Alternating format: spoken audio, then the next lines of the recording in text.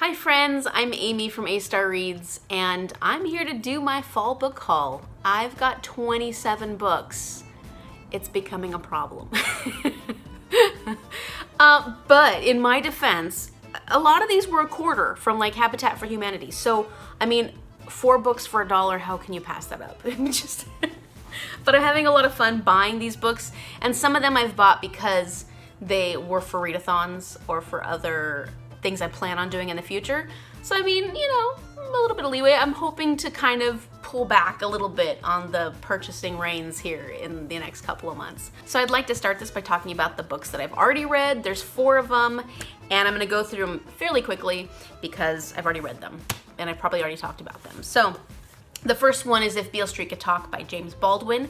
This I talk about in my October wrap-up video, and I really liked this, but I had a hard time reading it because I think just the timing of when I read it was it wasn't the best time to read it, so I'm gonna reread this at some point. This is an adult historical literary fiction, and it's about this couple, Fonnie and Tish. It's really about their love and the struggle of their love because he gets arrested for a crime he never committed. And right when he gets arrested, she finds out she's pregnant. They're trying to figure out a way to get him free from prison because he didn't commit this crime, and dealing with the times. It's the 1970s, and Black Americans are treated very poorly within the criminal justice system. And this actually is very relevant to today. So this is a perfect book to be reading right now if you're trying to educate yourself, because there are themes in here that parallel what is going on in the United States at the moment. So I definitely recommend this, If Beale Street Could Talk by James Baldwin. So the next book I want to talk about is Final Girls by Riley Sager, and I actually did a Riley Sager challenge where I read all 4 of his books in October, and I did a challenge video, so I'll put that up here. And this actually was my favorite of the 4, which is surprising because a lot of people feel this is their least favorite. But everything about it, I just love this book a lot. It's about these girls who survived a massacre. Like, they had individual situations where their friends were all killed, but they were the only one who survived. And the main character, Quincy, is one of those final girls. And she's struggling with this. She's struggling with the past. She's struggling with her life ever since. And one of the other final girls commits suicide, and it's the person you would least expect to commit suicide. And so Quincy's trying to figure out what exactly happened there. Why did this person commit suicide? And as she starts to unravel the truth, it kind of brings back things from her own experience. So, fantastic book, loved it, recommend it. The next book I want to talk about is Children of Blood and Bone by Tomi Adeyemi. This was fantastic. I gave this 5 stars. I love this book so much. I listened to it on audiobook, and it was phenomenal on audiobook. But typically when I read a book that I love, I will buy an actual copy for myself. And this is a really beautiful hardcover copy, which has like the map in it and everything, which is really nice. You don't get that on the audiobook. But this is a young adult fantasy, and it's about this girl named Zaylee and her brother Zane, who end up getting into this adventure that they didn't plan on because they help the princess of Orisha. And Zaylee herself is a diviner, and diviners are treated like second-class citizens because the Orishans killed off all the magi, and the diviners were the ones who became magi. Once that massacre happened, the diviners could no longer develop their magical powers. So it's a story about them trying to help this princess and trying to then figure out if they can bring the magic back. And it is just so well done. Absolutely loved it. Can't wait to read the second one. And then the last one that I have already read is The Legend of Skeleton Man. It's a 2-book collection. It has Skeleton Man and Return of Skeleton Man in this, and it's by Joseph Bruchac. I got this because I'm doing the Believe-a-thon right now and trying to read all books by Indigenous authors. Skeleton Man and Return of Skeleton Man fulfilled 2 of the prompts for Believe-a-thon, so I was gonna try and get it through the library like I did most of the other ones, but I had a hard time getting a hold of it. They were checked out, couldn't get a copy, so I went ahead and bought it. I figured at the end of this, I can donate this to the library because they obviously need more copies. Or we actually have a free library in front of our house, and so it might be good just to put this in there so that other people can enjoy it as well. So I did enjoy this, and I will talk about it more in my mid-month wrap-up. All right, so now let's talk about the books that I have not read, which is all the rest of them. and this is where the bulk of the haul comes. So the first one is Relic by Douglas Preston and Lincoln Child. And if you saw my TBR video for October, I was intending to read this for Fortnite Frights, and I just did not get around to it. I read a lot of books last month, and this one didn't happen. But I'm really excited about reading it at some point. It's a thriller horror book about the New York Museum of Natural History, and an exhibit comes there, and all of a sudden, once this exhibit is established within the museum, people start dying. They get murdered, and it appears they're not being murdered by regular humans. So they're trying to figure out what exactly is happening within this museum. Who or what are killing these people? The next one is Grading for Equity by Joe Feldman. This is a book for teachers, and I had seen Liz from For Booking Out Loud recommend it when she did a recommendation video for books that teachers should read. And my cousin is a teacher, and she actually gave this to me after she finished reading it. So thank you, Jenny. I'm really excited to get to this. And it's really a book that talks about how you can grade in a way that is actually more effective for students. It may sound boring, but with my future career in teaching, it's going to be a very important read. Okay, so the next one I picked up, and I've been wanting to pick this up for a long time, and I'm really finally glad that I did, is Born a Crime by Trevor Noah. One thing you should know about me is that I love Trevor Noah. I mean, this man is, everything. I mean, he's just, you know what I mean. So I really appreciate his brand of political comedy. I would love to know more about him and his experience. He was born in South Africa, and he was born a crime because his father was a white Dutch man and his mother was a black South African woman. And at that time, it was illegal to have interrelations between the two races. This also talks about like his experience with that, his experience not feeling like he completely belongs in either community. And I'm looking forward to reading about him just because, I mean, heck, I love Trevor Noah, what can I say? Just a big fan. And the next one that I want to talk about is a book that I have been seeing on BookTube quite a bit, and I'm just excited about it. You know, sometimes there's books that just spark your interest and you don't even really know why. But this one has. It's Illuminate, the Illuminate Files by Amy Kaufman and Jay Kristoff. And this book is incredible. I just love the binding. It's really cool. I actually like the binding more than the little cover. So this is a mixed media young adult sci-fi, and it's got a whole bunch of mixed media in it. And that excites me. I don't know, the mixed media seems really interesting. I can't wait to kind of jump into this. But it's about this couple named Katie and Ezra, and they've just broken up and things are really bad between them. But all of a sudden their planet gets invaded and they have to work together to try and escape the planet and deal with a whole bunch of hardships that come their way, like evil AI and a plague, while they've just broken up and are not on good terms. So I don't know, it just sounds like a fun YA, and I just really am excited about this mixed media concept. So the next book I want to talk about is The Starless Sea by Erin Morgenstern. I've heard mixed things about this book. I don't really know exactly what it's about, but I know there's mazes and books and a secret society, and there's LGBTQIA plus rep, and there's love, there's romance. I'm just excited to find out what this is about. Apparently it's a very whimsical book, and I don't know if the plot line is not necessarily that solid, but I love books that are very atmospheric, and that's what I have heard about this book, that it is very atmospheric. And if it's a book about books and love, then I'm totally there for it. The next one is Little Fires Everywhere by Celeste Ng, and I have heard amazing things by this, even by people who don't really like adult literary fiction or like the concept of families within suburbia.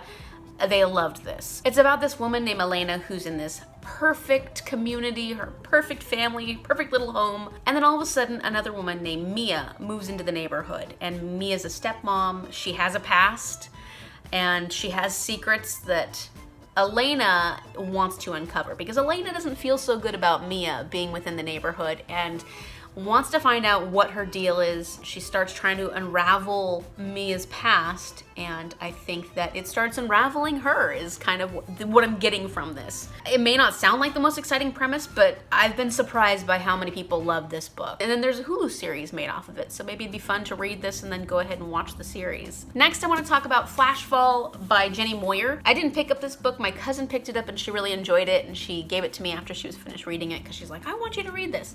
So I'm gonna try and read it. It's a young adult dystopian sci-fi. It's about this girl named Orion, and she's a miner, M-I-N-E-R, and she mines cerium, which is this substance that creates flashfall. And flashfall is this this like big screen of something that keeps all the people on this planet safe from the radioactive particles that are out in the atmosphere, because like I said, it's a dystopian novel. It's probably after things have gone horribly wrong. She's part of the subpar, which is a portion of the community that's considered less than, I think. All of a sudden, people come to the outpost where she is, where she's mining. Things start changing, and in order to help save her community or the outpost, she has to go outside of the Flashfall, which is the part that keeps them safe. She has to go outside of the Flashfall, and I don't know what, but she has to do something, and I'm gonna find out what that is at some point. So thank you, Jordan, for this book. I can't wait to get into it, and then we can probably talk about it.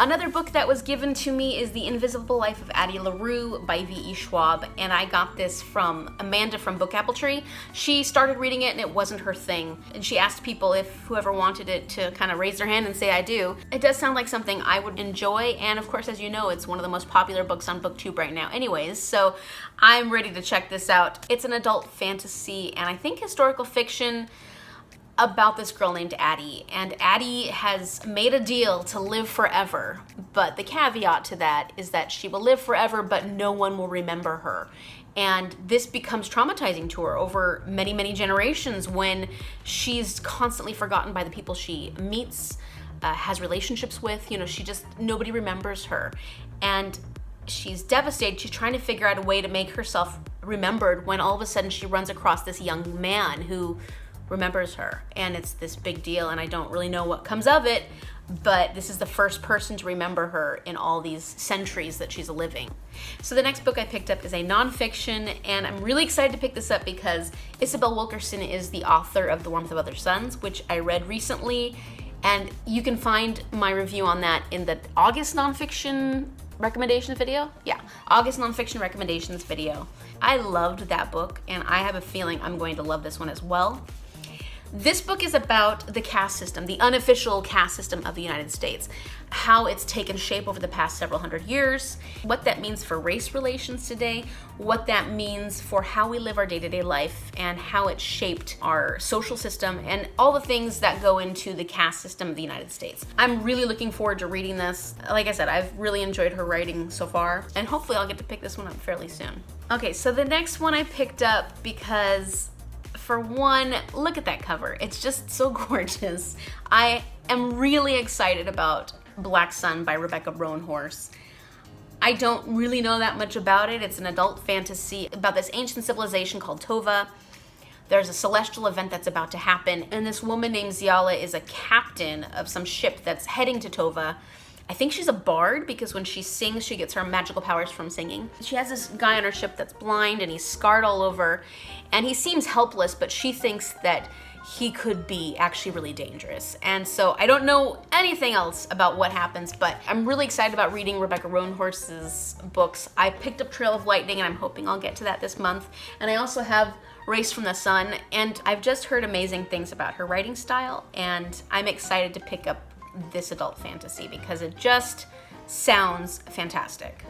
Okay, so the next one I want to talk about is The Birchbark House by Louise Erdrich, and this is a native author that is incredibly prolific. She has a ton of books out there, and I just haven't had the opportunity to read any of them yet. And this is the first in the Birchbark House series. It's about this young girl whose nickname is Little Frog, and her family dies of a disease. I can't remember exactly what disease it is right now. She's abandoned as an infant, and Ojibwe family rescues her, and she starts living with them, and it's kind of the story of their life and what it's like. I think over the next 4 years it talks about her growing up, and I'm really excited about learning about this other culture and finally reading one of Louise Erdrich's books, and I'm hoping to get this in this month. It's another one where I have this is my still to be read for November, which includes this one. So these are the books that I'm still planning on reading for November. These are the ones that I've actually finished so far. I still have many to go, so we'll see how many of those I can get to. But I'm trying. I am trying. The next one is Homegoing by Yajasi. This is a story about two half-sisters, Effia and Essie, and they're living different lives because they're within different families. And I think it's Effia actually gets married off to a white man. She lives her life and has a family within Ghana. Essie actually gets sold into enslavement and gets sent to a British colony and it kind of then goes into the story of her life and her family. It sounds like a very powerful read. I have been recommended this by a couple of people, and they just think it's incredible. It has gotten amazing reviews, so I'm really looking forward to reading this at some point. The next one I would like to talk about is The Orphan's Tale by Pam Jenoff. And I actually read her most recent book called The Lost Girls of Paris, which was really great as an adult historical fiction. And this one is about Nazi Germany. There's a woman named Noah who gets impregnated by a Nazi soldier, and her family disowns her and they take her child away, and she's kind of cast off and trying to figure out how to survive on her own. At some point she comes across a rail car that has a whole bunch of children that are being sent to a concentration camp, and I think she takes one of the infants that's in that rail car. I'm not exactly sure where that storyline leads, but at some point she ends up joining a German circus. And within the circus she becomes an acrobat, and she has a bit of a rivalry with one of the other women in the circus, and they're kind of frenemies, I think it sounds like. She has to figure out whether or not this woman's going to help her or is going to cause extreme problems for her. I really liked Pam Jenoff's writing style a lot, and this I think is her most popular of the books she's written. I did want to pick this up even though the storyline sounds like it could probably be pretty sad. The next one is Night Circus by Erin Morgenstern. I got the Starless Sea, so I figured, you know, might as well get the Night Circus, Erin Morgenstern's other big popular book. It's a YA fantasy, and it's about this circus that just appears out of nowhere. It just appears out of nowhere, it only goes at nighttime, and two magicians that are part of this circus have to compete in this big magician competition. It turns out that only one of them will survive this competition. And of course, as you can imagine, the two fall in love, because that's, you know, the way things work. It sounds like a really fun and fascinating read, and I'm looking forward to it. The next one is The Lost City of Z by David Graham, and this is actually a nonfiction. It looks like there's a movie made out of this one, but this is a nonfiction book, which kind of surprised me. I didn't realize that. So this is about the lost civilization of El Dorado, and it's in the Amazon. I say lost civilization because nobody knows if it actually exists or not. And at one point there was an explorer named Percy Fawcett and his son. They went to go search for what they called the Lost City of Z, which was part of this lost civilization. And they disappear, and they're never found, never heard from. And many explorers go and try to find what happened to Percy Fawcett and couldn't find him and died. And so David Graham, the author of this book, actually was trying to find information on whatever happened to Percy Fawcett and what happened to this ancient civilization that may not actually exist. It just sounded fascinating. I like nonfiction and it sounds exciting, so I wanted to pick it up and learn more about Percy Fawcett. The next one was another quarter, The Submission by Amy Waldman, and I knew nothing about this, but I saw it and I was like, maybe that sounds like it might be interesting. And it's a quarter, so I picked it up. This is a post 9/11 adult fiction book. It's about this woman named Claire. Her husband is killed during 9/11 and she's grieving him while taking care of her two children. She joins the jury of people who are trying to figure out a good way to memorialize 9/11. And so she gets to be part of the team that decides who creates this memorial. And the winning creator is actually a Muslim American man. And of course, because of a lot of the Islamophobia that happened after 9/11, the news goes crazy with this. People are upset because he's a proud Muslim American man. And everybody is freaking out. Sounds like a really crunchy subject. It's a subject that was a really difficult period of history that I lived through. So I remember a lot of the hatred that was going around. And so I'm interested to see exactly what perspective this book takes. Middlesex by Jeffrey Eugenides. I've heard amazing things about this. This is an adult historical fiction about a Greek-American girl named Calliope Stephaniades. And it talks about her family. It talks about them coming from Greece to Detroit and all the things that are happening within that period of time in Detroit. And Calliope is struggling because she's having a hard time feeling like other girls, being like other girls. She finds out this is about a family secret that they've hidden from her and her genetic makeup. She's actually intersex, and she has to cope with this secret she never knew about. It sounds like a very important read about LGBTQIA+ representation. It's really highly rated, so I'm looking forward to Middlesex. Next I want to talk about Station 11 by Emily St. John Mandel.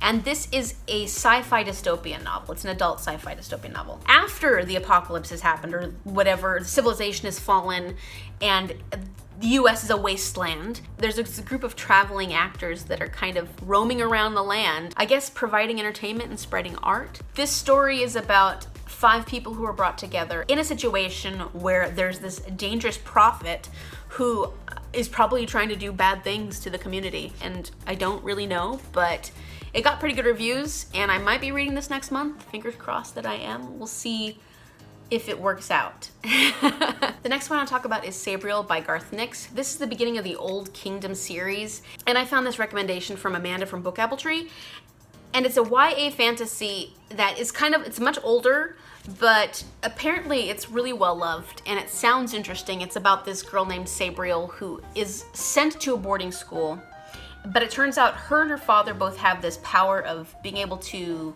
communicate with the dead. And she's getting through school, but all of a sudden her father goes missing, and she has to go to the Old Kingdom, which is where the dead are, and she's trying to find her father, trying to figure out what happened to him. So that was supposed to be the end of it, but then yesterday we went to Habitat for Humanity to pick up some furniture, and I stopped by the books. Dangerous. So I picked up a few. Quarter though, remember, they're all quarters, so, not so bad, right? Just gotta worry about space. So I picked up Alice's Adventures in Wonderland by Lewis Carroll because I have never read it. I did not read it as a child, and I've watched the Disney version, but I've never actually read the story. So I'm excited to read this at some point. It's about Alice. She follows this white rabbit, falls down a rabbit hole. She falls into another dimension where animals talk, food can make you grow or shrink, and Red Queen is trying to kill everybody by cutting off their heads. It's just a classic. It's one I want to read at some point, and hopefully I'll get to that soon. Next, I have Anne of Green Gables by L.M. Montgomery because everybody's read Anne of Green Gables and I have not. Okay, maybe not everybody, but it feels like everybody has. And so many people love this. It's about this girl named Anne who is an orphan, and she gets adopted by the Cuthberts and brought to Green Gables, which I'm guessing is this farm that they live on. And she loves it so much. She's happy to be there. She wants to stay. But she's the kind of girl who gets into a lot of trouble, and she has a big imagination, and she's afraid that they might think that she's not worth all the trouble. So she's doing everything she can to make sure she stays on Green Gables because she doesn't want to be sent back to the orphanage. It's a classic, another classic that everybody loves that I need to check out. The next one is The Bear and the Nightingale by Catherine Arden. This is a young fantasy / historical fiction about a girl named Vasilisa, who is part of a family that believes heavily in keeping the spirits in the household happy, within the community, within your farm. You have to keep them happy. She loves the folklore that she's told by her nanny, and it's a very important part of her life. But then her mother dies, and her father remarries. And the woman he remarries, her stepmother, doesn't believe any of that. She's a very devout religious woman, and she forbids them to pay tribute to these different spirits around the house and around the farm. And unfortunately, because she does, things start going wrong. I think one of the crops fails. Everything starts to change, and it's changing for the worse. So Vasilisa has to try and find a way to save her family and save their household. And it sounds like it's a book that's heavily based in folklore, and I really enjoy those kind of books. I haven't read too many books about Russian folklore, but this sounds like a great one. Last but not least, The Poisonwood Bible by Barbara Kingslover. So I picked this up because I thought, a quarter, right?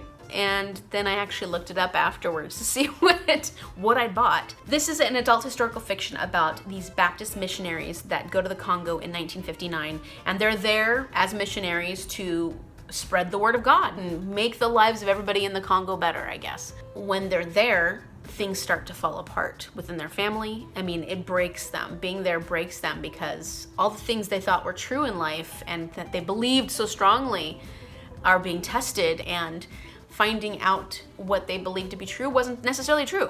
This is the story of their life over 3 decades in the Congo, and kind of what becomes of their family and their relationships. And Isaac's coming here to say hi. It's a topic that I have extremely strong opinions about, and so I don't know where it's gonna go. and I don't know how I'm gonna feel about it, but I'm hoping that it goes in the direction that I would like to see it go in. If you've read any of these books that I talked about, let me know what you thought about them in the comment section down below, and let me know if I should be making any of them a priority. I'm really excited to read a lot of them, so they probably are all gonna be up there, but you know, there's a lot here. Thank you so much for watching. If you like this video, click the like button and subscribe right now. Subscribe so you can see what happens when I actually do get to read all these books. I will see you in the next video.